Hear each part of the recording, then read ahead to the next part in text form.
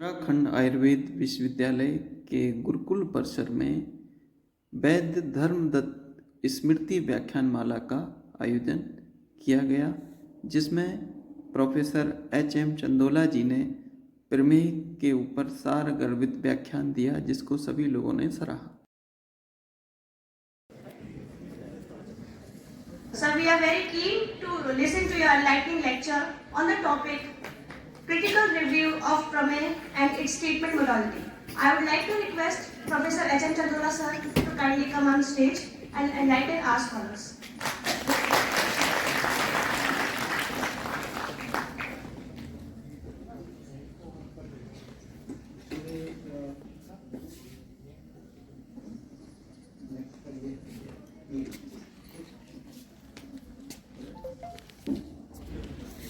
I would request Dr. Mahimad Koti sir to kindly come on stage.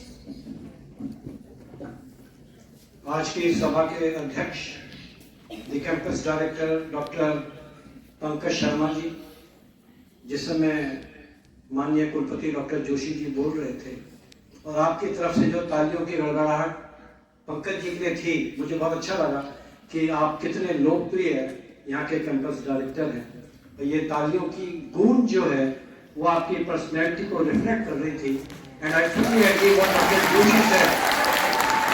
इस campus के development में देखिए, बहुत प्रिंसिपल आते हैं, कैंपस डायरेक्टर आते हैं जाते हैं, लेकिन जो पंकज जी का जो कंट्रीब्यूशन है और जो पंकज जी की, हमने तो उस दिन देखा, हम आए थे उस दिन पंकज जी नहीं थे, तो पंकज जी की एब्सेंस रिफ्लेक्ट हो रही थी। और जैसे लोग कहते हैं कि खाने में अगर नमक ना पड़ा हो तो उस खाने में उस नमक की कमी का एहसास सबको होता है। तो उस दिन पंकज जी हमें आपकी कमी बहुत खली, और आज आप सच पूछिए तो आज की इस बारात के असली दूल्हे भाई पंकज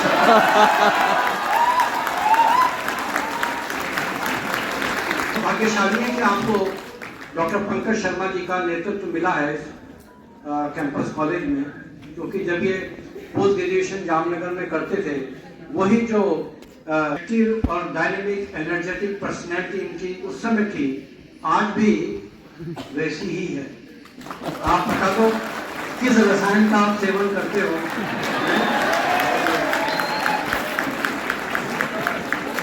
और मैं ये कहूँगा, आप बहुत भाग्यशाली कि आप गुरुकुल में हैं। जिस समय हम स्टूडेंट थे तो यहाँ को एजुकेशन नहीं था, लेकिन सब लोग कहते थे कि भाई ऋषिकुल की जो लड़कियां हैं वो गुरुकुल के लड़कों को पसंद करती हैं। इसलिए गुरुकुल के छात्रों की अलग जो है इमेज रही है। So all the best my dear loving friends, God bless you all and God bless this Gurukul campus. अब जैसे आप जानते हैं, प्रमेह की हम लोग बात करते हैं, this is the most common disease nowadays, और ऐसा कहा जाता है कि आने वाले वर्षों में हिंदुस्तान जो है, इंडिया जो है, that will be the capital of diabetes. हम लोग जब स्टूडेंट थे तो उस समय मेटाबॉलिक डिजीज में डायबिटीज को क्लासिफाई किया जाता था। धीरे धीरे देखा कि जो एंडोक्राइनोलॉजी की बुक्स हैं वहां डायबिटीज को प्रोमिनेंसी मिल रही है। So sometimes this disease was classified under metabolic disorder, sometimes endocrinological disorder, and nowadays diabetes is understood in terms of lifestyle related disease. Diabetes मुझे याद है बहुत साल पहले एक बार होटल ताज बॉम्बे में वर्ल्ड कांग्रेस थी डायबिटीज की, और वहां एक ऐसे पेशेंट को गोल्ड मेडल से नवाजा गया कि जिसको पिछले 25-30 साल से डायबिटीज था, लेकिन उसको डायबिटीज का कोई कॉम्प्लिकेशन नहीं था।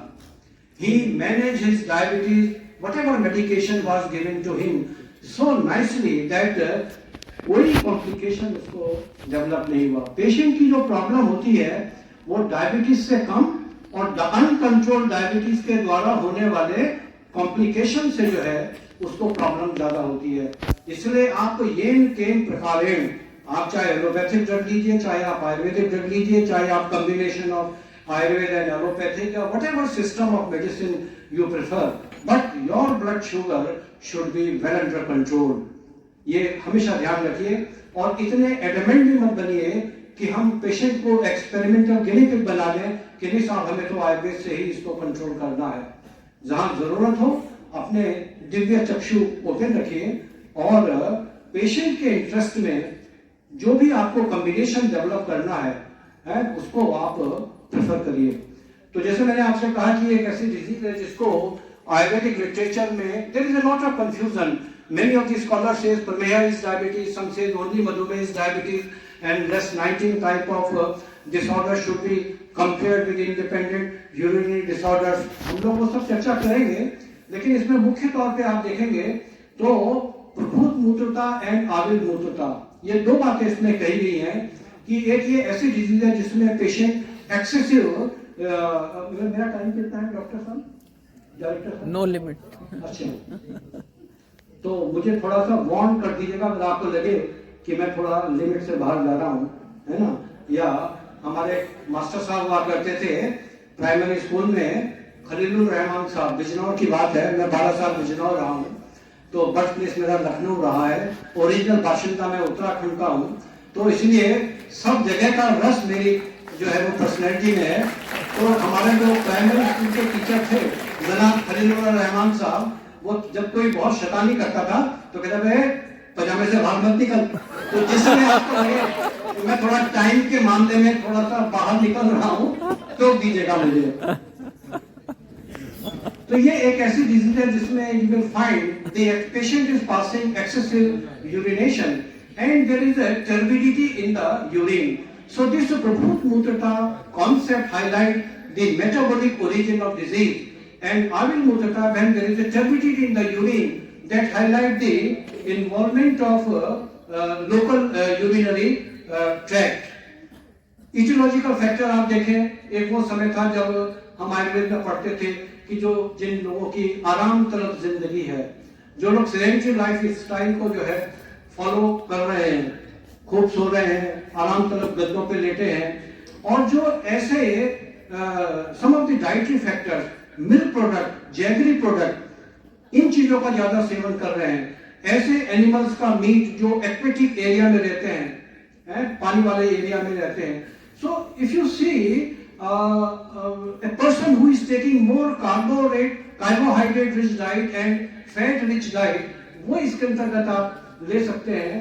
तो defective diet and defective lifestyle is described as etiological factor of this disease, and psychological factors are equally important. आप कफज पित्तज वातज प्रमेय में देखेंगे, पित्तज प्रमेय में उन्होंने क्रोध की बात करी, वातज प्रमेय में उन्होंने शोक और उद्वेग की बात करी।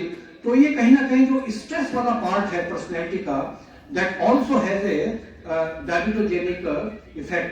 तो diet, lifestyle and the psychological factors, these are described under this etiological factors.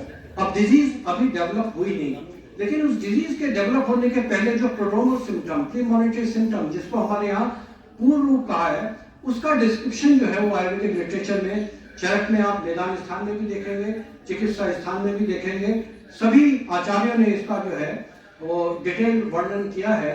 And जैसे कि माधुर्य मास्य, स्वीटनेस इन द माउथ, इन्हें सेलिवरी ग्लैंड में जो है वो ग्लूकोज बढ़ गया, जिसकी वजह से आपको at the time there was a no blood sugar evaluation process, लेकिन मुंह में मीठापन, आप हलवाई की दुकान में जाइए, मिठाइयां रखी हैं, बताशे रखे हैं, कितनी मक्खियां भिनकती रहती हैं।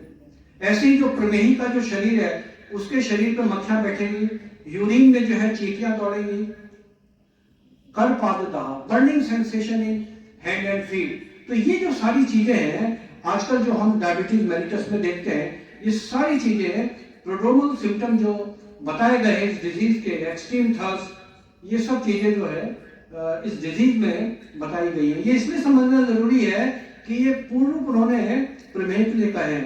The problem is to understand whether प्रमेह as a whole is diabetes और ओनली मधुमेह इज डायबिटीज।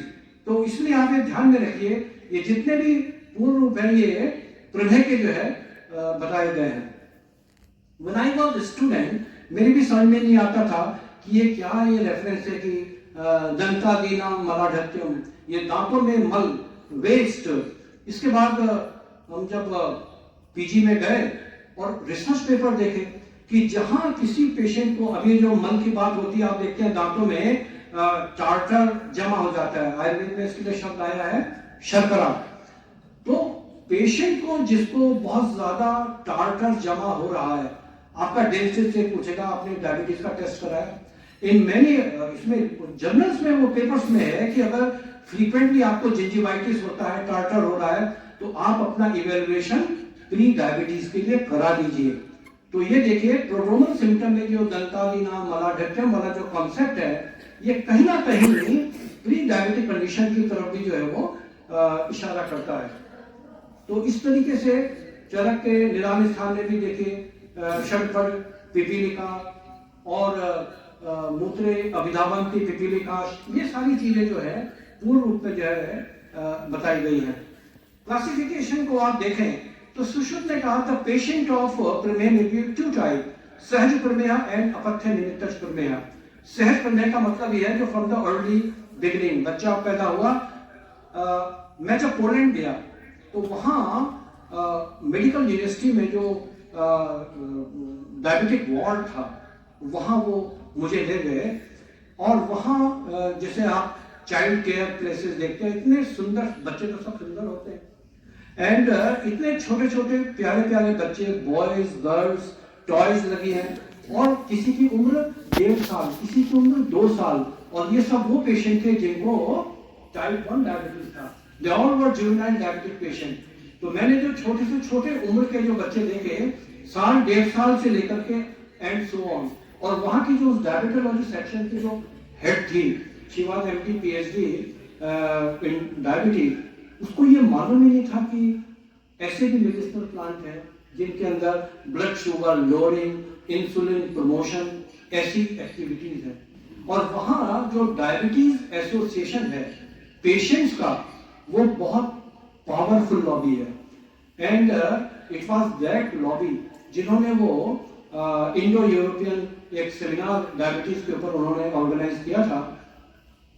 उस समय चंद्रमोहन भंडारी वहां एम्बेसडर थे, वही जिन्होंने बाद में डॉक्टर सुनील जोशी जी को भी वहां इनवाइट किया था। और डॉक्टर अरुण त्रिपाठी जो आजकल डायरेक्टर हैं, ये भी पोलैंड में फॉरेन सर्विस कैडर के थे। वो कहते थे कि इतने साल हो गए साहब, मैं कभी किसी डॉक्टर के पास दवाई लेने नहीं गया, और मेरी इस हेल्थ का राज है योग। और 700 बीघा लैंड उनको, 700 एकड़, नॉट बीघा, एकड़ लैंड किसी ने वहां डोनेट किया, जहां वो योग का जो है उन्होंने एक सेंटर भंडारी जी ने डेवलप किया है। तो ये जो पेशेंट है सहज प्रमेह, ये एक्चुअली स्पीकिंग इनका कॉन्स्टिट्यूशन जो है एस्थेनिक है, they are highly prone to develop complication, and these are actually insulin dependent diabetic patient, जिसको हम टाइप 1 पेशेंट भी कहते हैं, जिसको growth onset diabetes, juvenile diabetes, ये सब सुश्रुत के सहज प्रमेही है। और अपथ्य निमित्तज प्रमेह वो कह दिया जो एक्वायर्ड, जो बाद में डेवलप हो रहा है because of sedentary life style, because of defective diet, है ना, ये पेशेंट ओबेस ज्यादा होंगे। इसीलिए सुश्रुत ने तो कहा है कि जो मेदो रोग की चिकित्सा है वही प्रमेह की चिकित्सा है। और ओबेसिटी और डायबिटीज का भी ऐसा रिलेशन है कि जैसे मुर्गी और अंडा वाला जो रिलेशन है। इसलिए WHO तो कहता है how you can avoid diabetes, the best way to avoid diabetes is to avoid obesity. इसलिए जो मोटापा है ये बहुत बड़ी जड़ है, high blood pressure, diabetes, ischemic heart disease. इसलिए जितना हो सके अपने शरीर को आप चुस्त और दुरुस्त रखिए। Then there is a दोष क्लासिफिकेशन और क्लिनिको पैथोलॉजिकल क्लासिफिकेशन, जिसमें उन्होंने कहा medical clinics of North America, उसमें उन्होंने कहा कि there are 3 stages of disease, early diabetes, acute diabetes and chronic diabetes. तो ये जो 3 स्टेजेस हैं, इनको हम कफज, पित्तज और वातज प्रमेह के रूप में भी समझ सकते हैं। वार्बर्ट ने तो कहा कि in the beginning because of the dominancy of kapha, the patient gets the kapha prameha. With advancing the duration, there is a kshaya of kapha, pitta gets lead, and then it precipitates pitta prameha.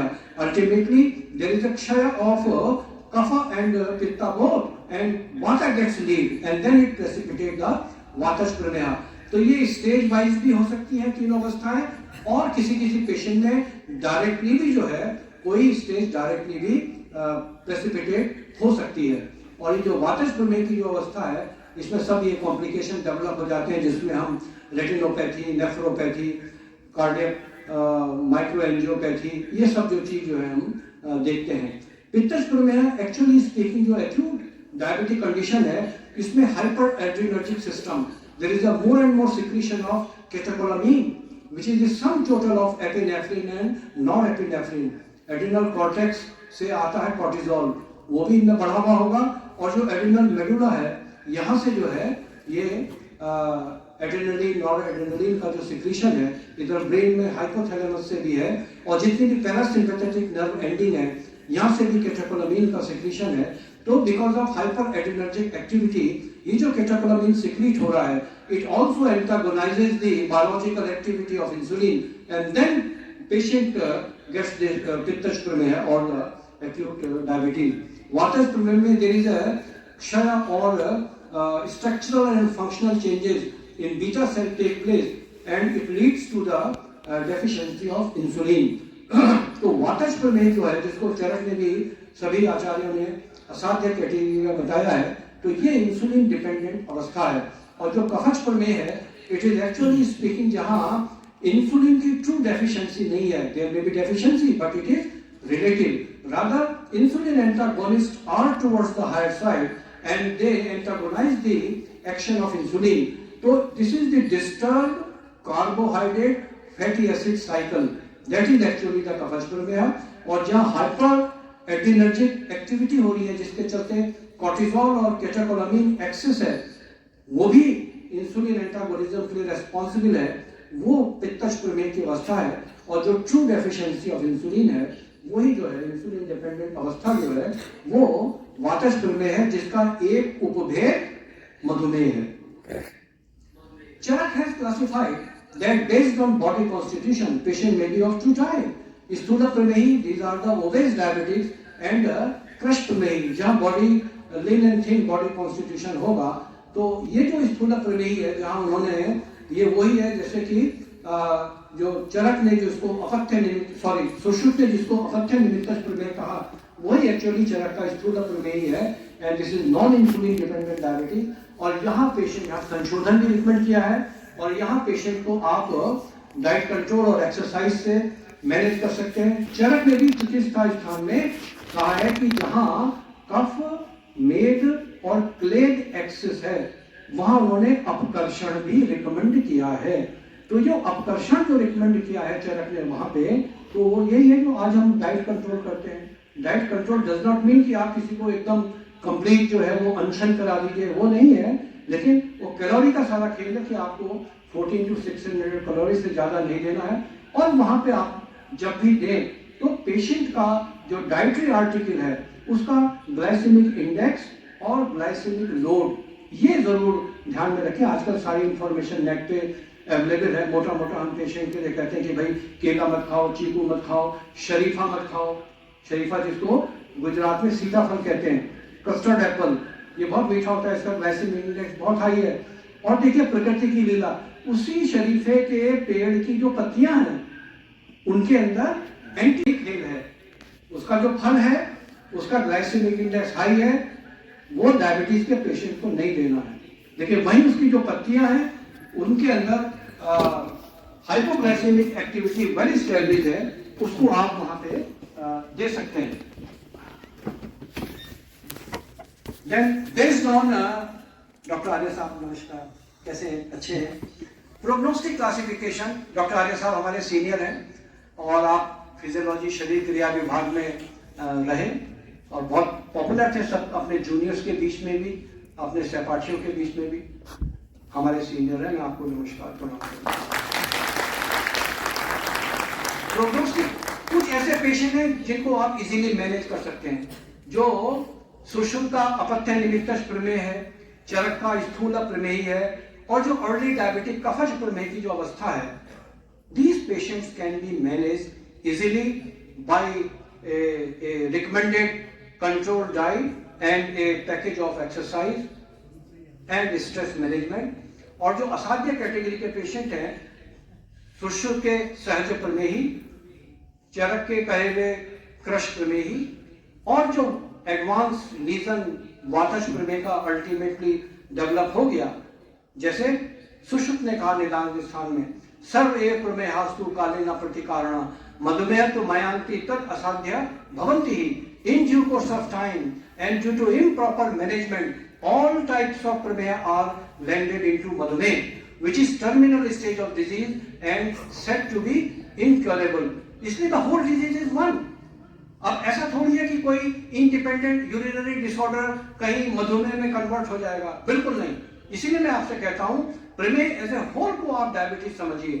और ये जो विभिन्न जो 20 उपभेद कहे हैं, वातज पित्तज कफज, ये 3 main अवस्थाएं हैं, और जो 20 उपभेद हैं that depend upon interaction between these 3 doshas and 10 दूष्यास. और वो जो उनका जो डिफरेंट जो कॉम्बिनेशन होगा, उसके चलते चलते वो कफज के 10 और पित्तज के 6 और वातज के 4 उपभेद जो है वो प्रेसिपिटेट हो जाते हैं. अब आजकल ये सब मेटाबॉलिक सिंड्रोम भी आ गया है ना. तो पहली एक्चुअली जो अवस्था है वो मेटाबॉलिक सिंड्रोम की है. इसके बाद उत्तरोत्तर फिर वो प्री डायबिटिक कंडीशन आ गई, और उसके बाद जो थर्ड जो स्टेज है वो फुल ब्लोन डायबिटीज की जो है वो आ जाती है. सो मिलेंगे that all depend upon your wisdom. इसलिए understanding of prameha is not merely related only to the pathophysiology and clinical picture of diabetes mellitus. From the etiology to the state of complication, prameha has much in common to share with obesity and metabolic syndrome. और यह जरूरी है, और बिना आम के formation के कोई डिजीज डेवलप नहीं होती है. इसलिए आम इज आजकल बहुत से लोग कहते हैं जो फ्री रेडिकल है, इसके एक जिसको बोलते हैं ना वो बायोमार्कर के रूप में, आम के बायोमार्कर के रूप में फ्री रेडिकल को भी जो आजकल लोग लेते हैं. तो ama is a toxic intermediary product of digestion and metabolism, a contributing factor to obesity, metabolic syndrome and diabetes. इन सब तीनों की जो जड़ में है दैट इज आम. और हाइपर इंसुलिनीमिया एंड इंसुलिन रेजिस्टेंस ये बहुत इंटीग्रल पार्ट है इस पूरी की पूरी पैथोफिजियोलॉजी का. तो इस तरीके से इन तीनों को समझना बहुत जरूरी है, मेटाबॉलिक सिंड्रोम को भी, ओबेसिटी को भी और डायबिटीज को भी, जब हम प्रमेह की बात करें. ओबेसिटी में आप जानते हैं सेंट्रल ओबेसिटी भी डेवलप हो रही है, विसरल ओबेसिटी भी डेवलप हो रही है ना, जिसमें भी आपके ऑर्गन है, एब्डोमेन में लीवर है, इंटेस्टाइन है, इधर सब फैट का जो डिपोजिशन हो रहा है. और देखिए फैट तो ग्लोबली सभी पॉपुलेशन में है, लेकिन बहुत साल पहले अहमदाबाद में एक वर्ल्ड मीट हुआ एंडोक्राइनोलॉजिस्ट का, और वहां उन्होंने ये देखा कि भारत में क्यों डायबिटीज का परसेंटेज इतना हाई है. उसका तो that is the main reason, and that is mainly responsible for insulin resistance. हर जगह आप देखेंगे मोटे लोग होंगे, फैट का डिस्ट्रीब्यूशन पूरी बॉडी में एक सिमेट्रिकल फैशन में होगा, लेकिन यहाँ मेनली जो एब्डोमिनल फैट का, सेंट्रल ओबेसिटी का जो प्रॉब्लम है वो इंडियन पॉपुलेशन में ज़्यादा है, and that is the mainly responsible for this diabetes related issues. यहाँ पर आप देखेंगे कि ये देखिए, ये this is the central obesity, और ये बहुत बड़ा कारण है इंसुलिन रेजिस्टेंस का. और जैसे मैंने आपसे कहा कि इंसुलिन रेजिस्टेंस होगा तो that will lead to obesity. एक हमारे गुरुकुल के प्रोडक्ट थे महेश कौशिक, वो जब ओबेसिटी पे काम कर रहे थे, आपसे जूनियर थे, तो जितने भी जो है ये पेशेंट सब ओपीडी में जाते थे कि हमको सब ओबेसिटी के केस दीजिएगा, तो 90% ओबेस लोगों में इंसुलिन रेजिस्टेंस उनको मिलता था. तो यहाँ पे 90% of people with type 2 diabetes are overweight और ओबेज. और जैसे मैंने आपसे कहा कि पहले मुर्गी हुई कि अंडा, इंसुलिन रेजिस्टेंस हुआ तो डायबिटीज ओबेसिटी डेवलप हुआ, या ओबेसिटी हुई तो उसके चलते इंसुलिन रेजिस्टेंस हुआ. आपने देखा होगा उत्तर भारत में मैक्सिमम जो चरक पड़ी जाती है, और वहाँ जिसका सिलेक्शन नहीं हुआ था उसने कह दिया कि साहब आप तो दिल से उसी का चाहते थे, एंड ये तो आपका सिलेक्शन कमेटी में सब ड्रामा था। बस उसके बाद जो है वो इतना डिस्ट्रेस में चले गए। मैंने क्या शब्द यूज़ किया? डिस्ट्रेस। ये बड़ी बहुत प्यारी किताब है सेली की, स्ट्रेस विदाउट डिस्ट्रेस। स्ट्रेस किसको नहीं होता है? सबको होता है। एग्जाम है तो आपको भी स्ट्रेस होगा। एडमिनिस्ट्रेशन में डायरेक्टर साहब हैं, इनको भी कोई विजिट होगी तो स्ट्रेस होगा। संस्था का डेवलपमेंट हो, एक स्ट्रेस होगा। तो समटाइम स्ट्रेस स्टिमुलाई का भी काम करता है, लेकिन ये स्ट्रेस लगातार बना रहे तो ये डिस्ट्रेस में बदल जाता है।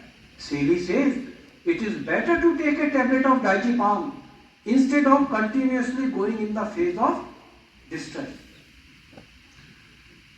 ओपीडी में सब बैठे थे, सामने से कार्डियोलॉजी के जो प्रोफेसर थे सोमानी, वो गुजर रहे थे। तो चतुर्वेदी साहब ने उनको रोका, काफी थोड़ा मुझे हैवीनेस फील हो रहा है। उन्होंने कहा आइए ईसीजी कर देते हैं आपका।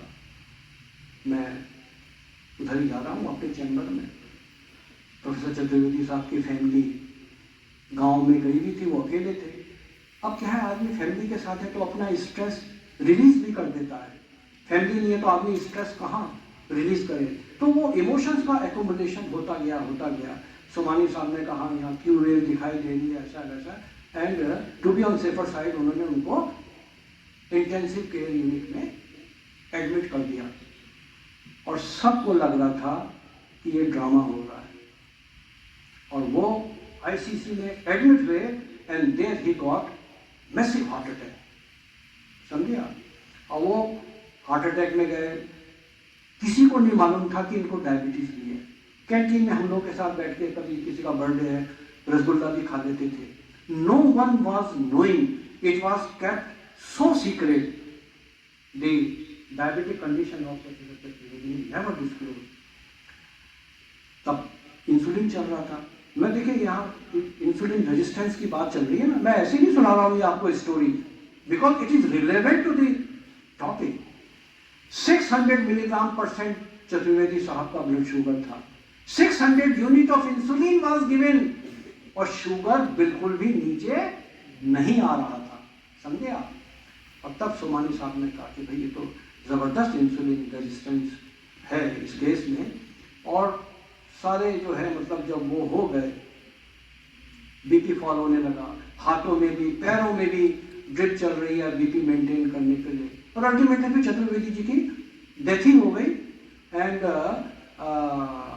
बाद में उन्होंने कहा और भी जो आपको करने हैं टोने टोटके वो भी सब कर लीजिए, है ना। एंड खैर वो बात खत्म हुई। तो कहने का मतलब ये है, ये इंसुलिन रेजिस्टेंस है। शुगर भी बढ़ा हुआ है, इंसुलिन भी उतना ही 600 यूनिट दिया जा रहा है और शुगर नीचे नहीं आ रहा है। तो ये जो टाइप 2 डायबिटीज का जो बहुत बड़ा इशू है, ये आजकल इंसुलिन रेजिस्टेंस का है। एंड जैसे मैंने आपसे कहा कि सेंट्रल ओबेसिटी हो रही है, जिसके चलते फ्री फैटी एसिड बढ़ रहा है। ये फ्री फैटी एसिड भी रिस्पॉन्सिबल है इंसुलिन रेजिस्टेंस के लिए, और ये इंसुलिन रेजिस्टेंस के चलते भी जो है वो ट्राइग्लिसराइड टूट करके फ्री फैटी एसिड बन रहा है। एपोलाइपोप्रोटीन डी, ये बायोमार्कर है ओबेसिटी में भी, ये भी बढ़ जाता है। और ये जो हिपेटिक लाइपेज है, ये जो ट्राइग्लिसराइड जो है which is best for deposition, है ना, it is insoluble form of fat, और इसी को हमने कहते हैं ना कि ये बद्ध मेद है। और जो फ्री फैटी एसिड जो liquid form of the fat है, इट इज अबद्ध मेद। तो बद्ध और अबद्ध मेद की बहुत चर्चा इसकी संप्राप्ति में भी होती है। और जितना जो गुड कोलेस्ट्रॉल है, एचडीएल हाई डेंसिटी लाइपोप्रोटीन, ये कम हो जाता है, और एलडीएल और ट्राइग्लिसराइड ये सब बढ़ जाते हैं। इसी को कहते हैं डिसलिपिडीमिया। तो डिसलिपिडीमिया एक बहुत बड़ा कारण है आजकल इसके लिए, डायबिटीज के लिए।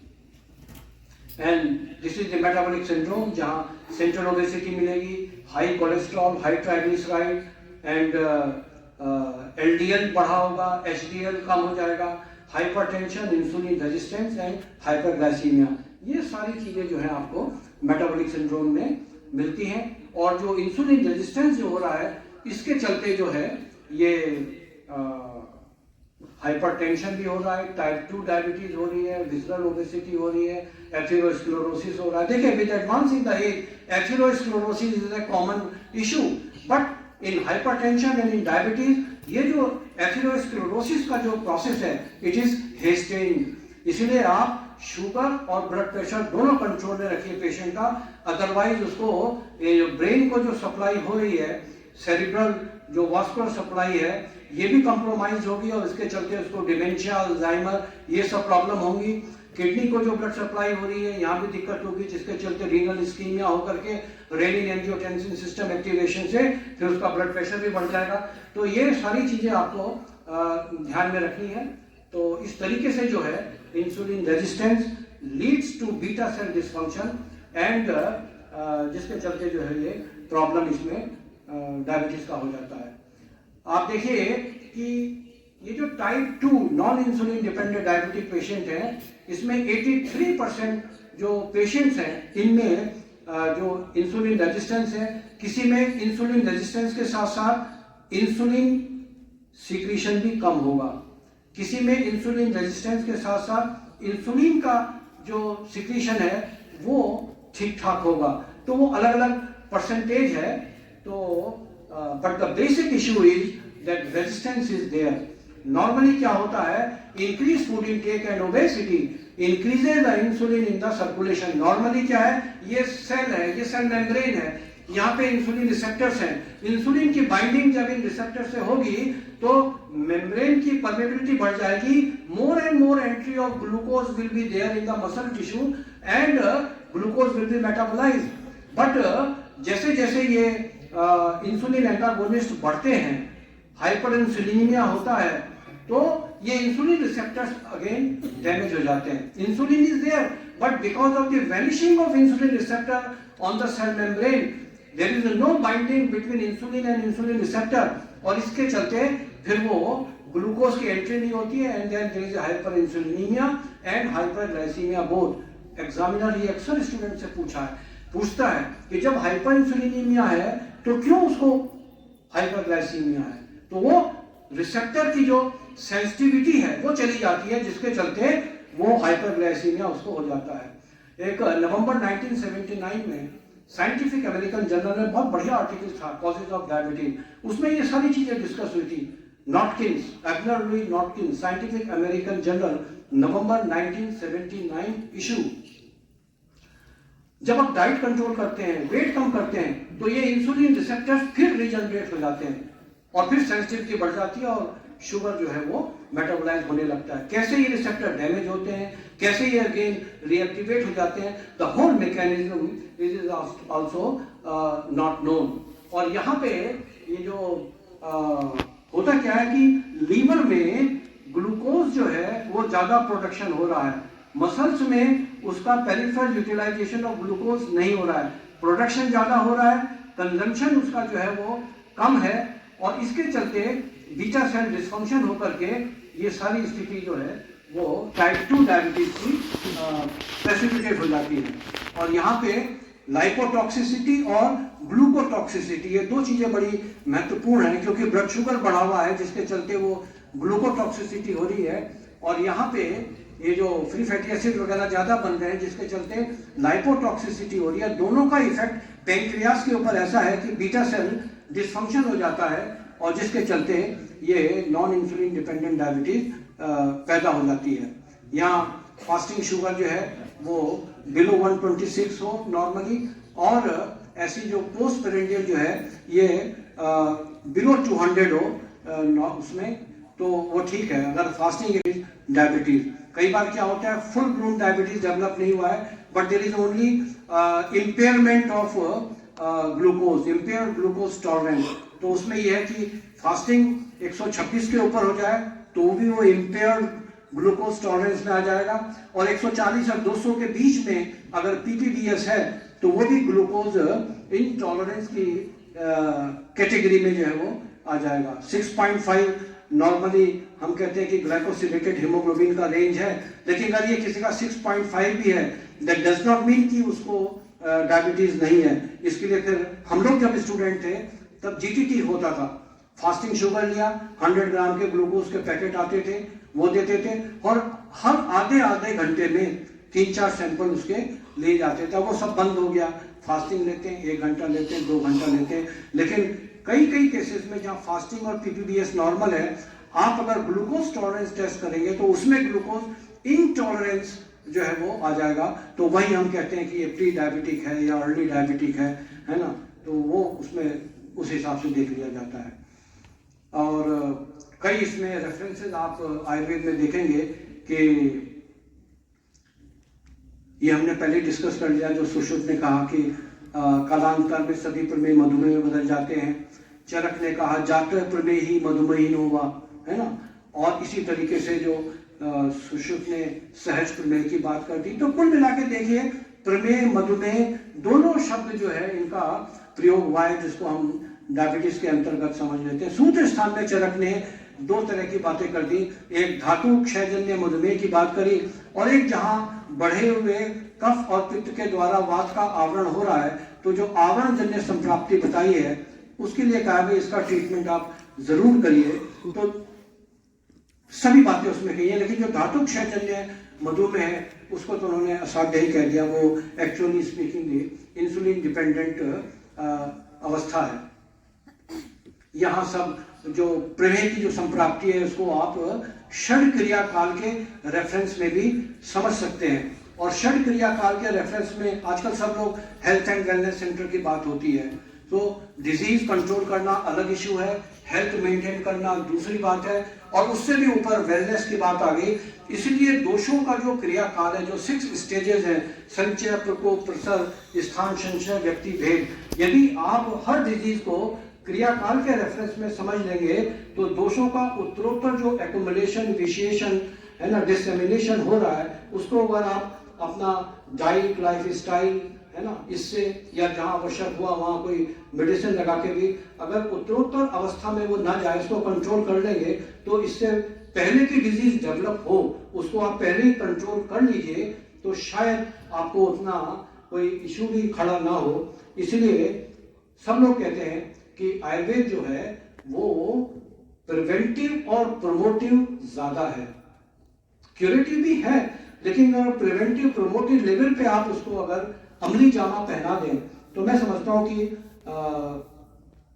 फुल ब्लोन डिजीज डेवलप होने की आवश्यकता ही ना हो।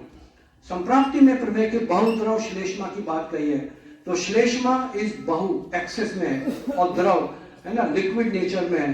तो जो बढ़ा हुआ जो इसमें ग्रोथ हार्मोन है, ग्रोथ हार्मोन की भी जो बायोलॉजिकल एक्टिविटी है वो श्लेष्मिक एक्टिविटी है।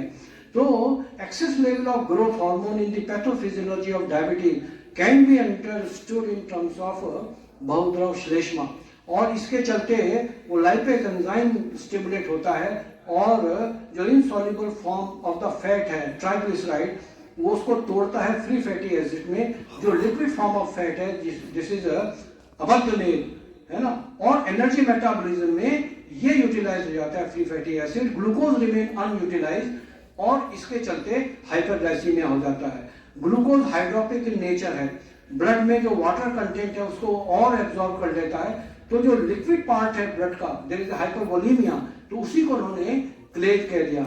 शारीरिक क्लेद बढ़ गया, मांस क्लेद बढ़ गया, मेद क्लेद बढ़ गया, और अल्टीमेटली फिर water is the best pharmacologically diabetic agent, तो फिर पॉलीयूरिया बस्ती की तरफ होकर के और वो एक्सेसिव यूरिनेशन हो जाता है। तो कफज प्रमेय में यही होता है। पित्तज प्रमेय में भी क्या होता है कि जितने भी उसके पॉजिटिव फैक्टर हैं, डिफेक्टिव जो आपकी डाइट है ना, उष्ण, तीक्ष्ण, लवण, क्षार, ये जो भोजन हो रहा है जिसके चलते पित्त बढ़ रहा है, तो वो hyper adrenergic system, exposure to furnace, exposure to bright sun and anger, तो सिम्पेथोमाइमेटिक एक्टिविटी बढ़ करके कॉर्टिजोन उधर रिलीज हो रहा है और इधर एपिनेफ्रिन, नॉर एपिनेफ्रिन रिलीज हो रहा है, थायराइड हार्मोन रिलीज हो रहा है। इन सब का जो है वो डायबिटोजेनिक इफेक्ट है, और ये इंसुलिन एंटागोनिज्म करके और ब्लड शुगर मेटाबोलाइज नहीं हो पाता है।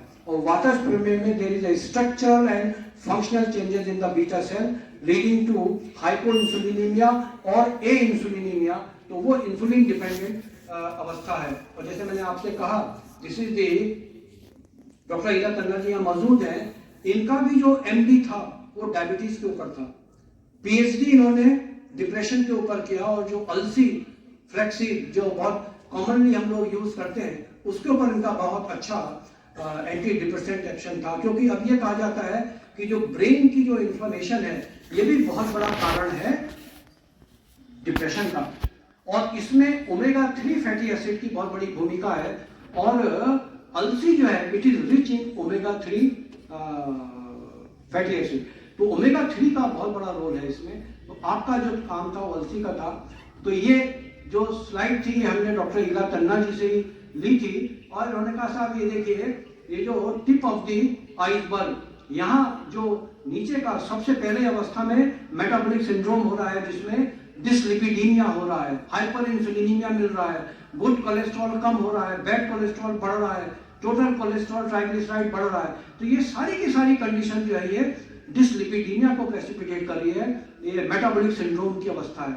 यहाँ पे अगर आपने पेशेंट को कुछ भी अपना जो लेवल पे ही जो है मैनेज कर लिया, तो वो प्री डायबिटीज और डायबिटीज की कैटेगरी में नहीं गया, यहाँ पे नहीं कंट्रोल कर पाए, तो नेक्स्ट स्टेज, सेकेंड स्टेज जो है वहां पे इम्पेयर्ड ग्लूकोज टॉलरेंस है, उसमें एकदम ब्लड शुगर यूरिन में आ जाएगा। ऐसा नहीं है, वो ब्लड में भी जो है वो जीटीटी करेंगे तो आएगा, अदरवाइज हाइपरग्लाइसीमिया और ग्लाइकोसूरिया उस समय नहीं मिलता है, क्योंकि यूरिन में तो तब आएगा जब वो 180 के ऊपर ब्लड में रीनल थ्रेशोल्ड क्रॉस कर देगा। तो ये जो अवस्था है जिसमें पीपीबीएस बढ़ रहा है, ग्लूकोज प्रोडक्शन ज्यादा हो रहा है, और ग्लूकोज का ट्रांसपोर्टेशन जो है वो इनहिबिट हो रहा है, तो इसके चलते इंसुलिन का जो सिक्रीशन है उसमें भी थोड़ा कमी है। तो ये जो प्री डायबिटीज की अवस्था है, और यहाँ पे भी आप कंट्रोल नहीं कर पाए, तो थर्ड स्टेज में फुल ब्लून डायबिटीज डेवलप हो गई, हाइपरग्लाइसीमिया भी हो रहा है, ग्लाइकोसूरिया भी हो रहा है। तो इसको आप इस तरीके से समझ सकते हैं कि पहले पेशेंट को मेटाबॉलिक सिंड्रोम हो रहा है, फिर सेकेंड स्टेज में प्री डायबिटीज, और थर्ड स्टेज में डायबिटीज।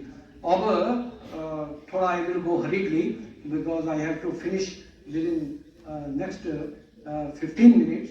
तो यहाँ पे 3 दोष मेन है और 10 दूष्य हैं, और इनका जो इंटरेक्शन है उसके चलते जो है वो 20 प्रकार के उपभेद हो रहे हैं। ये सब आप जानते ही हैं, उदक में, इक्षु में। अब प्रॉब्लम क्या हुई कि चरक हिंदी विद्योतिनी कमेंट्री ने उदक में को क्या लिख दिया, डायबिटीज इंसिपिडस। डायबिटीज इंसिपिडस जो है ये purely posterior lobe of the pituitary का प्रॉब्लम है, न्यूरोहाइपोफिसिस, जहां anti diabetic hormone arginine, vasopressin, ABP वो कम हो रहा है, जिसके चलते ये एक्सेसिव यूरिनेशन हो रहा है। दूसरा, ये जितनी भी कंडीशन है इक्षु बालिका में, एलिमेंट्री ग्लाइकोसूरिया, और हमने तो पेशेंट को हम कहते थे अपना मॉर्निंग यूरिन लेकर के आओ, और उसको जार में रखते थे, कहीं डिपॉजिट अपर जोन में हो रहा है, कहीं मिडिल में हो रहा है, कहीं बॉटम में हो रहा है। तो we try to identify all these sub types of प्रीमिया इन दोज पेशेंट। अदरवाइज आप देखिए तो जो स्वीट यूरिन की बात है वो या तो इक्षु बालिका मधुमेह में है, या मधुमेह में है, और तीसरा शीत में है ना, अत्यंत मधुरम, वो रेफरेंस आया। तो स्वीट यूरिन की बात तो एक्चुअली यहाँ 3 जगह है, इसलिए ये जितने भी ये 10 प्रकार के जो उपभेद हैं ये सब मेटाबॉलिक सिंड्रोम की ही अवस्थाएं हैं। एक्यूट डायबिटीज या पित्तश प्रमेह में उन्होंने डिफरेंट कलर यूरिन के बता दिए, रक्त में है ना, और ये नील में, मंजिष्ठा में। पेशेंट जो है वो रेड यूरिन जो है वो पास कर रहा है, कहीं वो मंजिष्ठा के क्वाथ की तरह है, और कहीं जो है वो इसकी तरह है, ये लो हरे रंग में। आप देखिए जॉन्डिस में पीला यूरिन होता है। अब किसी को आपने विकोसुल कैप्सूल दे दिया तो उसका यूरिन कैसा होगा, पीला होगा। उसको थोड़ी आप हरे रंग में कह दोगे, वो थोड़ी सुषुप्त के हिसाब से मधुमेह में कन्वर्ट हो रहा है। किसी को स्टोन हो गई, टीबी ऑफ द किडनी हो गई, कैंसर ऑफ द किडनी हो गई, वो पेनलेस हिमेचूरिया होगा। स्टोन है तो पेनफुल हिमेचूरिया होगा, रेड यूरिन होगा, वो थोड़ी कोई डायबिटीज में कन्वर्ट होने जा रहा है। तो एक्चुअली जब डायबिटीज का पेशेंट इस तरह के कलर वाले यूरिन पास करेगा तभी आप कहेंगे ये रक्त में है या हारिद्र में है। कम आरबीसी होंगे तो पीला कलर हो जाएगा, ज्यादा होंगे तो वो रेड हो जाएगा। वो आगे देखिए चीज आएगी। और इसी तरीके से वसा मज्जा और ये सब जो पास यूरिन में हो रही है, लाइप्यूरिया है ना, मैरोकास्ट आ रही है। आप माइक्रोस्कोपिक एग्जामिनेशन में आप देखेंगे कि वो मैरोकास्ट पॉजिटिव आ जाती है, वो सब ये मज्जा में वगैरह। अनकंट्रोल्ड आप सर्कस में जाइए, आपने कभी हाथी को यूरिन करते हुए देखा हो तो ऐसा लगता है जैसे शावर खुल गया हो, इनकॉन्टिनेंस, मस्कुलेचर वीक हो गया है ना। तो वो सारी कंडीशन जो है यहाँ पे उस भाषा के रूप में जो है वो समझनी चाहिए। ये हमने जीटीटी 2 केसेस ऑफ डायबिटीज, उनको उनका यूरिन सैंपल आता था और बड़े बड़े जार में रखते थे। And I still remember this रक्त में केस जहां रेड यूरिन पेशेंट पास कर रहा है, Munnu Pandey, I always remember his name. 70 year, वो फार्मेसी में काम करता था और उसको साहब 3 दिन से पूरा का पूरा जो है वो रेड यूरिन होता था। स्टोन का कोई एविडेंस नहीं था, टीबी का, कैंसर का कोई उसमें जो है वो एविडेंस नहीं था, और रेड यूरिन। और जब उसको एक्सरे वगैरह सब कराया गया था और जब उसका डेओनिल ग्लेबेनक्लेमाइड ये दिया तो उसका सब रेड कलर डिसअपियर हो गया। ये है रक्त में, कोई पैथोलॉजी दूसरी नहीं है। अब कहीं लीक हो गई होगी कैपिलरी और इसकी वजह से उसको सब जो है उसमें रेड यूरिन आ गया। तो ये इस तरीके से आप भी जो है हमने 27 पेशेंट में ये 11 उपभेद आइडेंटिफाई किए थे। यहाँ इन्होंने सब इसके जो है उपद्रव, चरक ने भी बताया है, इधर वाघभट ने भी जो है कफज पित्तज वातज प्रमेय के उपद्रव का वर्णन किया है। All the patients are not similar. आप कोई मूवी देखते हैं, किसी की आंखों में ट्रेजेडी का सीन आया, आंसू आ जाते हैं, किसी की सेहत पे कोई फर्क नहीं पड़ता। किसी ने एक टैबलेट कोई माइनर ट्रैंक्विलाइजर लिया, उसके ऊपर कोई फर्क नहीं पड़ता, कोई एक दिन 2 दिन उसको हैंगओवर रहता है। क्यों? हर व्यक्ति डिफरेंट है। A is different, B is different, C is different, क्योंकि हर एक की प्रकृति अलग है। और प्रकृति जो है उसके पीछे कहीं जेनेटिक बैकग्राउंड भी है और एनवायरमेंटल फैक्टर भी है, इस सब की भूमिका है। तो हमने ये देखा कि same presentation of illness, same drug was given, but the response of patient was not same in all the cases. तो हमने फिर पेशेंट की प्रकृति को एनालाइज किया कि क्या प्रकृति की कोई भूमिका है इन the pathophysiology of disease, in the progression of disease, prognosis of disease, and whether response of the treatment that differ upon प्रकृति of the patient। तो जितने भी आयुर्वेद में फीचर बताए हैं प्रकृति के, उसको हमने एंथ्रोस्कोपिक, फिजियोलॉजिकल और साइकोलॉजिकल इस फ्रेम में कैटेगराइज करके वातज पित्तज कफज प्रकृति को जो है एनालाइज किया। अब तो देखिए आयुर्जेनोमिक्स वाला जो काम चल रहा है, उन्होंने जीन्स को भी आइडेंटिफाई कर लिया।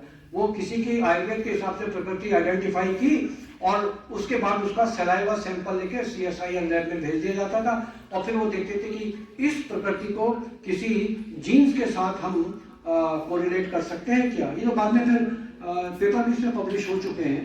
एंड तो यहाँ पे जैसे के अनुरूपा RS सिंह का वर्क था, जिन्होंने एसिटाइलकोलिन को जो है बायोमार्कर के रूप में वातज प्रकृति के रूप में इंटरप्रेट किया, केटोकोलामीन को पित्तज प्रकृति के मार्कर के रूप में लिया और हिस्टामीन को कफज प्रकृति के रूप में लिया।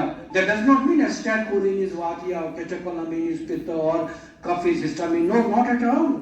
लेकिन histamine and likewise substances could be categorized under the broad heading of kapha, ये मतलब था। Catecholamine, which is sum total of epinephrine and norepinephrine, and likewise substances could be categorized under the broad heading of pitta. And acetylcholine and likewise substances could be categorized under the broad umbrella of vata. इस तरह से आप दूसरे hormone और neurotransmitter को भी जो है इनकी बायोलॉजिकल एक्टिविटी के हिसाब से अप्लाइड स्टडी के द्वारा उसके अंदर कवर कर सकते हैं। और ये देखा गया है कि जो वातज प्रकृति के लोग हैं उसमें जो हाइट वेट रेशियो है, पॉन्डर इंडेक्स, आपका डीजे आपके आईओपी का है मुझे पता है वो प्लीज। तो ponder index which is the height weight ratio, morphology height के साथ जो है जो वेट का रेशियो है, दैट इज मोर इंपॉर्टेंट, उसी को पॉन्डर इंडेक्स कहते हैं। ये वातज प्रकृति में हाई है। ऐसे ही बॉडी सरफेस एरिया वो कफस प्रकृति में हाई है और पित्तज प्रकृति में दोनों वैल्यू इन बिटवीन है। Now management part I will finish with in 10 minutes. जो ओबेस पेशेंट हैं उनके लिए संशोधन बायो प्यूरिफिकेशन बता दिया। देन जहां ओबेस नॉन ओबेस जो पेशेंट हैं उनमें संशमन चिकित्सा बता दी, स्पेसिफिकेटरी मेजर्स जहां आप diet control, exercise and the single और कॉम्बिनेशन ऑफ ड्रग दे सकते हैं। जनरल प्रिंसिपल इंडिकेटेड फॉर मेदो रोग इज रिकमेंडेड फॉर प्रमेह, इसलिए जो मेदो रोग की चिकित्सा है वही प्रमेह की चिकित्सा सुश्रुत ने बताई है। And various Ayurvedic drugs, single drug, combination of various drug, fermented preparation and medicated ghee, oil, ये सब जो है ये भी शास्त्र में बताए गए हैं। यहाँ पे हमने ये देखा कि जो बॉडी कॉन्स्टिट्यूशन है वो देखा, तो जो वातज प्रकृति के डायबिटिक पेशेंट हैं उनमें सीवियर हाइपरग्लाइसीमिया विद हाइपो इंसुलिनीमिया मिल रहा है। ऐसे ही जो कफस प्रकृति के डायबिटिक पेशेंट हैं उनमें माइल्ड हाइपरग्लाइसीमिया एंड हाइपर इंसुलिनीमिया मिल रहा है। और जो पित्तज प्रकृति के डायबिटिक पेशेंट हैं उनमें हमको केटोकोलामीन का लेवल जो है वो और मॉडरेट हाइपरग्लाइसीमिया इस तरह का पैटर्न मिला। ऐसे ही जो कफज, पित्तज, वातज, प्रमेह जो 3 स्टेजेस हैं जिसको early diabetes, acute diabetes and chronic diabetes, हमने एक रफली एक बनाया कि भाई फास्टिंग शुगर अप टू 140 हमने उसको कफज प्रमेह कह दिया, और जो 140 और 250 के बीच में फास्टिंग शुगर है उसको हमने पित्तज प्रमेह या एक्यूट डायबिटीज कह दिया, और जो फास्टिंग शुगर जहाँ बियॉन्ड 250 है उसको हमने वातज प्रमेह या सीवियर डायबिटीज कह दिया। तो इनमें भी हमने इन न्यूरो ह्यूमर्स को जो है वो स्टडी किया, एसिटाइलकोलिन, कैटेकोलामीन और हिस्टामीन को। फिर हमने ये देखा कि प्रकृति के हिसाब से भी इन डायबिटिक पेशेंट में हमको वातज में एसिटाइलकोलिन एक्सेस मिला, कफज प्रकृति में हिस्टामीन एक्सेस मिला, और पित्तज प्रकृति के डायबिटिक पेशेंट में हमको कैटेकोलामीन एक्सेस मिला। जैसे जैसे ड्यूरेशन ऑफ डायबिटीज बढ़ रहा है तैसे तैसे ये ब्लड शुगर भी बढ़ रहा है और इंसुलिन वैल्यू जो है वो डिक्लाइन हो रहा है। वातज प्रकृति वालों में ये सडन इंसुलिन फॉल होता है और ब्लड शुगर बढ़ता है। कफज प्रकृति के डायबिटिक पेशेंट में रोग की अवधि बढ़ने से ब्लड शुगर बढ़ता है, इंसुलिन कम होता है, but the rate of increasing sugar and fall of insulin is comparatively slow. इसलिए प्रोग्नोसिस जो है वो कफज प्रकृति के पेशेंट में बेटर है, और prognosis is bad, adverse, poor in वातज प्रकृति टाइप ऑफ डायबिटिक पेशेंट। इसलिए जब भी पेशेंट का मैनेजमेंट करें तो प्रकृति को अवश्य ही जो है वो ध्यान में दें। आप ये देखें कि लोध्रासव चरक में रिकमेंडेड है। जब लोध्रासव पे काम हुआ और अच्छी एक्टिविटी मिली तो वो लोध्रासव के जितने घटक थे उनके ऊपर काम हुआ, और ये देखा गया कि तेजपत्र, सिनामोमम तमाल एंड चिरायता, स्वार्टिया चिराटा और पुष्कर मूल, इनुला रेसिमोसा, इनमें एक्शन ज्यादा अच्छा मिला। ये तेजपत्र है, इसका पाउडर बना करके हम लोग देते थे, और ये हमने देखा कि ये देखिए तेजपत्र देने से जो इंसुलिन है, शुगर कम हो रहा है। ब्लू वाला जो आप देख रहे हैं ये शुगर कम हो रहा है आफ्टर ट्रीटमेंट, और इंसुलिन जो है ये जो पिंक कलर का जो है ये इंसुलिन है, ये बढ़ रहा है। सो तेजपत्र reducing the blood sugar through increasing the insulin. 2 घंटे में भी, अभी डॉक्टर पंकज जी जो है चले गए, तो हमने जो हमारे मित्र लोग थे इसमें क्या करते हैं, इंसुलिन के लिए वो थोड़ा कंट्रोल में भी सैंपल लेना पड़ता है। तो तेजपत्र जो है जब इन पेशेंट्स को दिया और फास्टिंग शुगर कलेक्ट किया, 10 ग्राम तेजपत्र दे दिया फास्टिंग कंडीशन में, और 1-1 और 2-2 घंटे में जो है वो ब्लड शुगर कलेक्ट किया और इंसुलिन देखा, तो देखिए विदिन 2 आवर्स शुगर नीचे आया और इंसुलिन जो है वो बढ़ गया। तो ये जो इंसुलिन के ऊपर जो तेजपत्र का एक्शन है, दिस इज वेरी इंपॉर्टेंट। ऊष्ण तीक्ष्ण होता है, जिनको हाइपर एसिडिटी का प्रॉब्लम हो उनको खाली पेट नहीं देना चाहिए। किसी किसी को फिर वो गैस्ट्राइटिस जैसा होने लगता है, नौशिया, वॉमिटिंग। अदरवाइज हम इसको before breakfast, lunch and dinner देते हैं। जहां किसी को एसिड पेप्टिक इश्यूज हो, हम कहते हैं भाई खाने के बाद ले लो। विजय सार का पेड़ होता है, विजय सार के पेड़ में जो उसकी बार्क है, छाल, उसको निकालने के बाद जो अंदर का मैरो है, हार्टवुड, उसके अंदर बहुत अच्छी एंटी डायबिटिक प्रॉपर्टी है और उसका एक्टिव मॉलिक्यूल जो है एप्टिकेटेटिन है। बाद में लोगों ने विजय सार की लकड़ी के ग्लासेस भी मार्केट में लिया है। हम लोग डिकॉक्शन देते हैं, लेकिन किसी को अगर यात्रा करनी है तो वहाँ काढ़ा नहीं बना सकता, तो वो ग्लास रख लेता है, रात को रखा, सुबह जो है वो कलर उसका जो है वो थोड़ा सा जैसे कोका कलर होता है, रेडिश ऐसा हो जाता है। मैं जब जामनगर में डीन था तो फार्मेसी के जो ये सैंपल आते थे, तो उसकी जो अप्रूव वाली कमेटी में by virtue of dean I was also there. तो हमारे यहाँ एक फार्माकोलॉजिस्ट थी मैडम मालती बेन मेहता, वो कहती थी देखिए साहब, ये विजय सार जो है पानी में डुबाइए, है ना, तो थोड़ा ग्रीनिश आभा उसमें होनी चाहिए।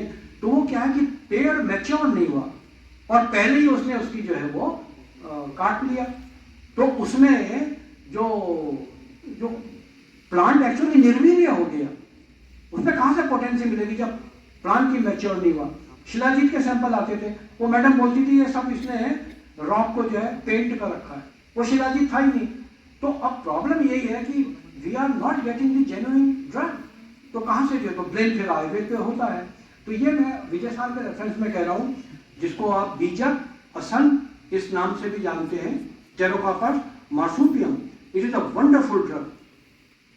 और जब विजय सार के ऊपर जो पेपर था वो डायबिटीज नाम का जनरल अमेरिकन डायबिटिक एसोसिएशन का है, उसमें छपा, जेके ओझा, एच.एस. वाजपेयी इनका, तो जर्मन साइंटिस्ट ने इसको पकड़ा, professor H.P. Tiemann।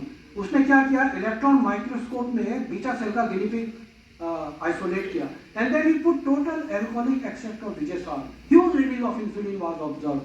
Madras medical college में उन्होंने डॉग्स में डायबिटीज पैदा किया, कुत्तों में, और वहां में भी देखा उन्होंने इंसुलिन डिपेंडेंट मॉडल डेवलप करके कि विजय सार के मिरेकुलस रिजल्ट। प्रोसीडिंग में जो पेपर छपा उसका टाइटल ये था, मद्रास मेडिकल कॉलेज का पेपर था, Pterocarpus marsupium, A future drug for juvenile diabetes. ऐसे ही बनारस यूनिवर्सिटी में फैकल्टी ऑफ मॉडर्न मेडिसिन में मेडिसिन, हिस्टोपैथोलॉजी और फार्माकोलॉजी, इन 3 डिसिप्लिन के डॉक्टर्स की टीम ने एलेक्सॉन मोनोहाइड्रेट से रैट्स में डायबिटीज पैदा किया, और जब उन डायबिटिक रैट्स को एल्कोहलिक एक्सट्रैक्ट ऑफ विजय सार दिया, not only blood sugar came down, rather in histopathological studies the regenerative pattern in the beta cell was observed. So विजय सार सबसे, अगर आप मुझसे पूछो तो मैं मैक्सिमम स्कोर विजय सार को देता हूँ। And we have seen in insulin dependent patient also आप कॉम्प्लिकेशन कम हो जाते हैं, क्योंकि इंसुलिन के भी कॉम्प्लिकेशन बहुत है। अगर आपने आयुर्वेद लगा करके कुछ इंसुलिन का अमाउंट भी कम कर दिया तो इट इज ऑल्सो अचीवमेंट। तो दिस इज द स्टडी, और ये अधिकतर जो आयुर्वेद में प्लांट्स है विजय सार कषाय और तिक्त है। तो अधिकतर जो हर्ब्स हैं एंटी डायबिटिक, कहीं कषाय तिक्त है, कहीं तिक्त है ना। तो ये जो रसगुण वीर्य विपाक वाली बात है, एंड और जो इसके जो केमिकल जो इसको कौन से, ये देखिए गुडुची किनोस्पोरा कॉर्डिफोलिया, इसमें बहुत काम हुआ। तो गुडुची रसायन भी है, और ओजो में सुश्रुत ने कह दिया ओज इज ए इम्यून सब्सटेंस। तो इसलिए ऐसी ड्रग जिसमें ब्लड शुगर लोअरिंग एक्शन हो और साथ में रसायन हो, इम्यूनोमोडुलेटर, तो it can show U A ray of hope even in type 1 cases. यहां पे हमने विजय सार के साथ गुडुची मिला दिया तो एक्शन और ज्यादा पोटेंशिएट कर गया। कटु तिक्त कषाय ये भी जो है प्रधान है। यहां पे देखिए ये जो गुडुची और करेला, इनमें जो है ये गुडुची एंड दारू हरिद्रा, या पहाड़ों में बहुत होती है, बेर्बेरिक एरिस्टेटा। और मॉडर्न रिसर्च के एडवांटेज यही है, अनेक ऐसे एक्शन जो आयुर्वेद में रिपोर्टेड नहीं है, बाय रिसेंट रिसर्चेस वो नए नए एक्शन सामने आए हैं। उसी में दारू हरिद्रा जो है, it is a hepatoprotective drug and very good blood sugar के लिए भी बहुत अच्छी है। It regulates the blood sugar through lowering the hyperglycemia, decreases insulin resistance, pancreatic beta cell regeneration and decrease the lipid peroxidation। तो ये बेर्बेरिन के जो है एक्शन है, और बेर्बेरिन दारू हरिद्रा में भी है और गुडुची में भी है। इसलिए दारू हरिद्रा गुडुची का बहुत अच्छा रोल डायबिटीज में है। CCRS का इसके ऊपर काफी स्टडी है स्ट्रेप्टोजोटोसिन इंड्यूस्ड मॉडल के ऊपर, और इन्होंने देखा कि ये बीटा सेल रीजनरेशन में भी इसका एक्शन है। बाद में हमने विजयसाल और गुडुचि में करेला मिला दिया। तो अब करेला आप जानते हैं ये भी पित्त कटु है, उष्णवीर्य है, कटु विपाक है। और इसके जापानीज तो कहते हैं कि जो करेला सीड है इसमें एक्चुअली जो है एक्टिव ड्रग मॉलिक्यूल है। इसकी शक्ल भी बिल्कुल पैंक्रियाज जैसी है। इंडियन ट्रेडिशन में हम क्रश करके करेले का जूस एज ए होल जो है वो देते हैं। तो करेले का भी जो एक्शन है ये पेरिफेरल टिश्यूज में ग्लूकोज अपटेक को बढ़ा देता है, एंटीऑक्सीडेंट है, बीटा सेल प्रोटेक्शन करता है और आंतों से भी ग्लूकोज के एब्जॉर्प्शन को कम करता है। और जो नॉन कार्बोहाइड्रेट सब्सटेंसेस का टूट करके ग्लूकोज में बदलना, उस प्रोसेस को भी जो है ये रोकता है। मेशृंगी जिसको हम जिम्नेमा सिल्वेस्टर कहते हैं, गुड़मार मधुनाशिनी जिसको जीभ पे रखिए तो उसके बाद आपको स्वीट टेस्ट जो है वो किल हो जाता है। It is a very good drug and और इसको इंसुलिन के साथ जब मिला करके दिया तो ये भी देखा गया कि इंसुलिन की भी रिक्वायरमेंट और ओरल हाइपोग्लाइसेमिक एजेंट की भी रिक्वायरमेंट कम हो जाती है और ये भी increases the number of beta cell. और जब कन्वेंशनल हाइपोग्लाइसेमिक ड्रग के साथ दिया गया तो जो एक्सोजेनस रिक्वायरमेंट थी टॉलबिटामाइड वगैरह की, ये भी जो है इसमें काफी कम हो गई। एंड गुड कोलेस्ट्रॉल को भी ये जिम्नेमा सिल्वेस्टर बढ़ाता है। मेथी को भी जब खाने के साथ दिया गया तो पोस्ट प्रेंडियल ब्लड शुगर जो है वो कम हो गया। It lowers the post prandial glucose level and methi also slow down the carbohydrate absorption from gastrointestinal tract. It decreases insulin resistance. ये सारी जो स्टडीज है ये साइंटिफिकली वेल पब्लिश्ड है और सब रेफरेंसेस यहाँ नीचे हमने दे रखे हैं। गुड कोलेस्ट्रॉल को भी बढ़ाता है। तो इस तरीके से ग्लेबेनक्लेमाइड की भी डोज इसने कम कर दी जब इसको मेथी को इसके साथ दिया गया। मैं आपसे बात कर रहा था शरीफे की, एंड दिस शरीफा की जो लीव्स हैं, पत्ती, इसके अंदर जो है एनोना स्कमोजा, कस्टर्ड एप्पल लीव्स, और ये भी ग्लिपिजाइड की डोज 50% तक कम हो गई जब शरीफे की पत्तियों को इसके ग्लिपिजाइड के साथ दिया गया। दालचीनी सिनामोमम जेलेनिकम है ना, तेज पत्र क्या है, सिनामोमम तमाम।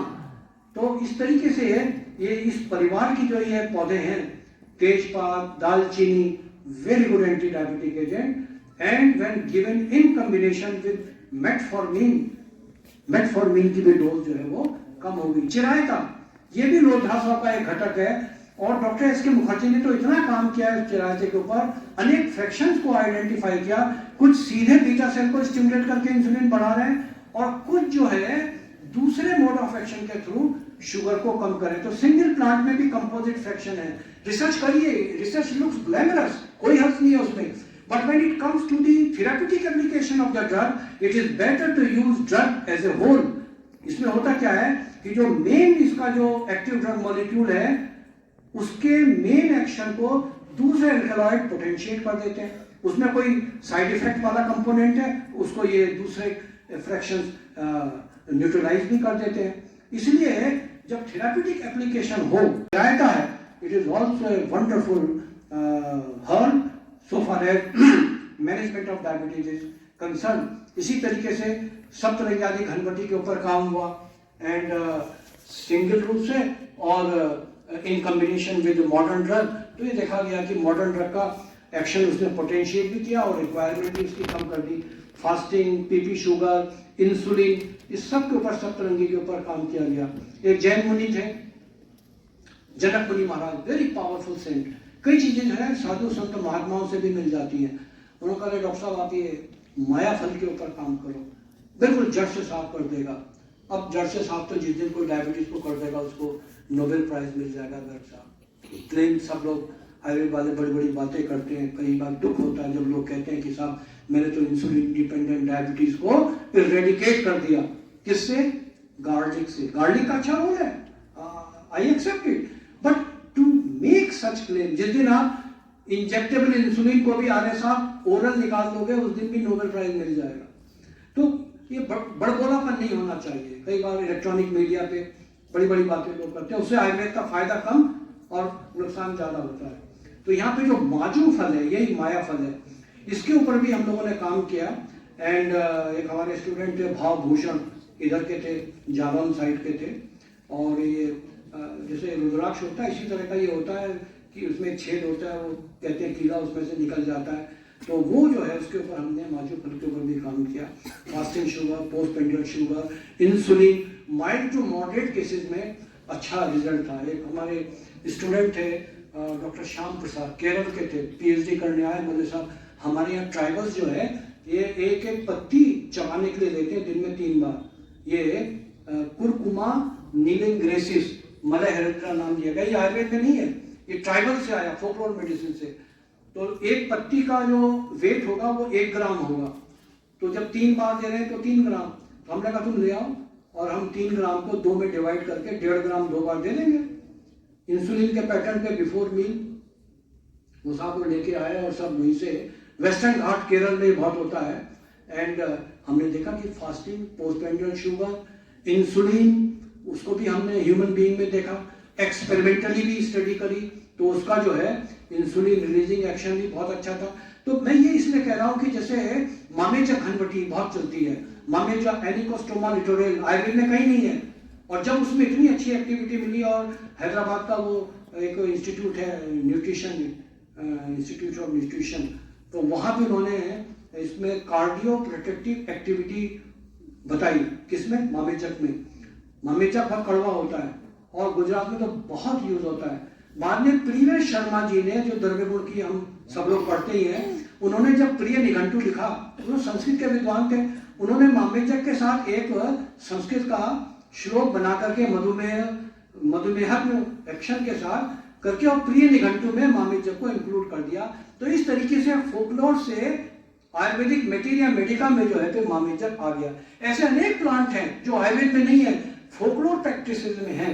तो उसी में वो कुरकुमा नीलिंग्रेसिस जो हल्दी परिवार का है, और इधर ये मामेचक जो है, इसके अच्छे एक्शन जो है इंसुलिन पे भी मिले।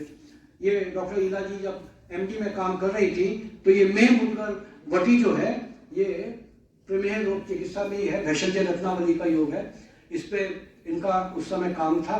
और इन्होंने देखा कि भाई fasting sugar, PP sugar, insulin mild to moderate cases में अच्छा था। हमने फिर ये प्रकृति के ऊपर भी काम किया, और हमने देखा कि जो कफज प्रकृति के डायबिटिक पेशेंट थे, उनमें तो आयुर्वेदिक ड्रग का रोल अच्छा है, लेकिन जो वातज प्रकृति के जो डायबिटिक पेशेंट थे, शुगर तो थोड़ा नीचे आता है बट नॉर्मल की अपेक्षा काफी हाई, तो ब्लड शुगर कम होना एक अलग इशू है, लेकिन पेशेंट का blood sugar with in normal limit आना ये दूसरी बात है। तो आयुर्वेदिक ड्रग की भी अपनी सीमाएं हैं। तो जो सीवियर डायबिटिक कंडीशन है और जहां वातज प्रकृति वाले पेशेंट हैं, उनमें थोड़ा सा एक्शन उतना अच्छा नहीं है जितना कफज प्रकृति के डायबिटिक पेशेंट में है। तो हमने ये देखा कि प्रकृति के हिसाब से, स्टेज के हिसाब से, अर्ली डायबिटिक में एक्सीलेंट रोल हर्बल प्रोडक्ट का है, लेकिन जो क्रॉनिक डायबिटिक पेशेंट हैं वहां तो बस यही है कि आप एक, जिसको हम इंटीग्रेटिव मेडिसिन की बात करते हैं, जो उसकी एलोपैथिक ड्रग चल रही है उसके साथ सपोर्टिव लगा दीजिए, तो मैनेजमेंट ज़्यादा अच्छा हो जाता है। एलोपैथिक की आप डोज बढ़ाओगे तो पेशेंट हाइपोग्लाइसीमिया में चला जाएगा या दूसरे प्रॉब्लम होंगी। तो ये हमें देखना चाहिए कि अर्ली स्टेज में और कफज प्रकृति के डायबिटिक पेशेंट में इन ड्रग्स का रोल अच्छा है। हमने इनकी मेंटल हेल्थ को भी इवेलुएट किया, और हमने देखा कि whatever medicine you are giving to the patient, whether it is allopathic drug, ayurvedic drug, or combination of both, but even then blood sugar is not under that desired control limit. तो देखा कि इनमें जो है ये stress बहुत बढ़ा हुआ है, तो वहां हमने सारस्वत चूर्ण लगा दिया, उसमें अश्वगंधा भी है, ब्राह्मी भी है, वचा भी है ना, ये कई चीजें हैं इसमें। तो जब ये लगा दिया तो हमने देखा कि फास्टिंग शुगर जो 152 था वो 123 आ गया, पीपीबीएस जो 208 था वो 159 आ गया। तो मेंटल हेल्थ को मैनेज करने के लिए मेंटल हेल्थ प्रमोटिंग ड्रग आप एंटी डायबिटिक के साथ लगा दीजिए तो ब्लड शुगर का कंट्रोल ज्यादा अच्छा है।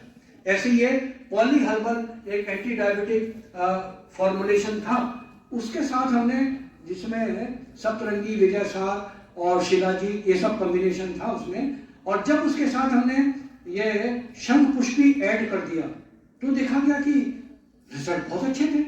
तो इसलिए स्ट्रेस का जो रोल है डायबिटीज की पैथोफिजियोलॉजी में, वहां आप एंटी डायबिटिक फॉर्मुलेशन के साथ कोई ना कोई मेजर रसायन का लगा दीजिए, अश्वगंधा, शंखपुष्पी, ब्राह्मी, है ना, अपने अपने हिसाब से आप कॉम्बिनेशन डेवलप कर सकते हैं तो पेशेंट का मैनेजमेंट ज्यादा बेटर हो जाता है। कॉम्प्लिकेशन लास्ट बस 5 मिनट्स में मैं फिनिश करूंगा अपनी बात को। ये जो कॉम्प्लिकेशंस हैं, जैसे मैंने आपसे कहा कि सेरेब्रल एथेरोस्क्लेरोसिस भी हो रहा है, डिमेंशिया हो रहा है, तो वहां पे शंखपुष्पी, मंडूपर्णी, ब्राह्मणी, बचा, ज्योतिषमती, गुडूची, इनको आप अल्जाइमर, डिमेंशिया के लगा दीजिए। डायबिटीज हो, हाई ब्लड प्रेशर हो साथ साथ, तो इस्केमिक हार्ट डिजीज हो जाता है। तो ऐसे पेशेंट में अर्जुन है, पुष्कर मूल है, पुष्कर मूल मिलता नहीं है तो कुष्ठ लगा दीजिए सब्स्टिट्यूट। चाइनीज साइंटिस्ट है, गोखरू को खाली आप ये मत समझिए कि ये डायबिटिक है। Chinese scientist have identified one saponin in gokhru. जब हम एनिमल्स में, एक्सपेरिमेंटल एनिमल में आइसोप्रिनलिन इंजेक्ट करते हैं तो वो उसके हार्ट में सब नेक्रोटिक चेंजेस ऐसे हो जाते हैं जैसे ह्यूमन हार्ट में मायोकार्डियल इंफार्क्शन में होते हैं। और जब उनको अर्जुन और पुष्कर मूल अलग अलग ग्रुप में दिया गया, the whole pattern of MI was reverse. इसलिए अर्जुन और पुष्कर मूल जो है वो इस्केमिक हार्ट में बहुत अच्छा रोल है। तो जहां डायबिटीज के कॉम्प्लिकेशन के रूप में हार्ट डिजीज हो रही है या इंडिपेंडेंट किसी को इस्केमिक हार्ट हो, तो ये जो पुष्कर मूल अर्जुन का कॉम्बिनेशन है और गोखरू, this is the combination drug of choice. और गुगलू जो है कॉम्बिफोरा वाइटी, पहले कॉम्बिफोरा मुकुल कहते थे, अब ये वाइटी हो गया। तो इसमें भी हाइपोकोलेस्टेमिक और हाइपोलिपिडेमिक एक्टिविटी है। तो जो क्रॉनिक पेशेंट है, हार्ट अटैक किसी को पड़ा, 6 महीने गुगलू मत दीजिए, क्योंकि इसमें जो कंपोनेंट एक है जो थायरॉक्सिन को के सिंथेसिस में रोल है, और थायरॉक्सिन आप स्टिमुलेटरी कोई चीज होगी तो मायोकार्डियल टिश्यू की ऑक्सीजन डिमांड बढ़ जाएगी, तो there is a risk of again MI. तो 6 महीने तक मत दीजिए। 6 महीने के बाद क्रॉनिक एमआई की कैटेगरी में आ गया, तब आप गुगलू जो है वहां लगा सकते हैं। ऐसे ही डायबिटिक एंटेरोपैथी, अगर उसमें थोड़ा सा उसमें म्यूकस जा रहा है, 3-4 लूज मोशन हो रहे हैं, तो कुटज और बेल दे दीजिए। कॉन्स्टिपेशन हो रहा है ना, डायबिटिक कॉन्स्टिपेशन भी होता है, तो वहां पे हरीत की दे दीजिए। 90% जो पेशेंट की डेथ होती है डायबिटिक नेफ्रोपैथी के चलते होती है। और ड्रग ऑफ चॉइस इज पुनर्नवा, नाम ही जिसका है पुनर्नवा, जो बार बार नया करे। किडनी एंड इट्स रीजनरेशन, ये एक मोनोग्राफ पब्लिश है LN सिंह RS सिंह का। तो पुनर्नवा दे दीजिए। कहीं डायलिसिस भी हो रही है तो 2 डायलिसिस के बीच में गैप बढ़ जाता है, तो पुनर्नवा, गोखरू और वरुण का कॉम्बिनेशन आप रीनल हेल्थ के लिए दे सकते हैं। यहाँ तो नहीं, लेकिन यूरोपियन कंट्री में बहुत बड़ा प्रॉब्लम है इरेक्टाइल डिसफंक्शन का as a complication of diabetes. इसलिए ऑटोनोमिक नर्वस सिस्टम के चलते ये प्रॉब्लम हो जाता है। हाइपरटेंशन में भी ये इरेक्टाइल डिसफंक्शन का प्रॉब्लम बहुत। जब थेराप्यूटिक एप्लीकेशन की बात आए, please use drug as a whole. जहां भी आवश्यकता हो पेशेंट की मेंटल हेल्थ के लिए, along with anti diabetic formulation, आप मेंटल हेल्थ प्रमोटिंग ड्रग भी उसमें लगा दीजिए।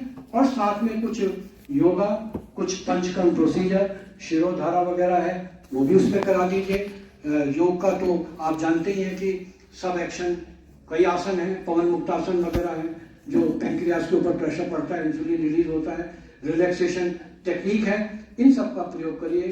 और मैं समझता हूँ कि ये